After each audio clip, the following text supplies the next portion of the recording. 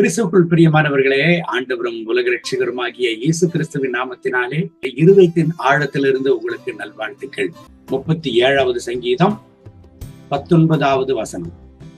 அவர்கள் ஆபத்து காலத்திலே வெட்கப்பட்டு போகாதிருந்து பஞ்ச காலத்திலே திருப்தி அடைவார்கள்.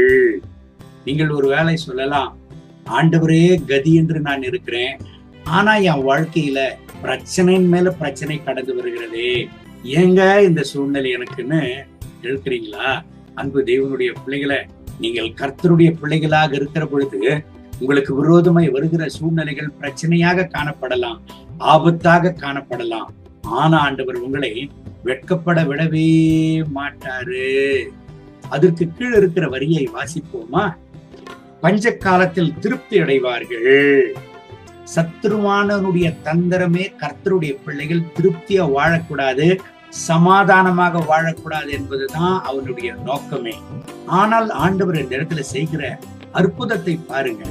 ஆண்டவர் இந்த இடத்துல சொல்லுகிறாரு பாருங்க, ஆபத்து காலத்தில் அவர்கள் வெட்கப்பட்டு போவதில்லை, அது மாத்திரமல்ல பஞ்ச காலத்திலே திருப்தி அடைவார்கள் என்று கர்த்தருடைய வார்த்தை சொல்லுகிறது.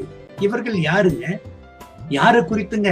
ஆண்டவராகிய கர்த்தர் இந்த வார்த்தையை சங்கீதக்காரன் மூலமாக ஆண்டவர் பேசுகிறார். 18வது வசனத்தை நாம் வாசிப்போமா? உத்தமர்களின் நாட்களை கர்த்தர் அறிந்திருக்கிறார், அவர்கள் சுதந்திரம் என்றென்றைக்கும் இருக்கும்.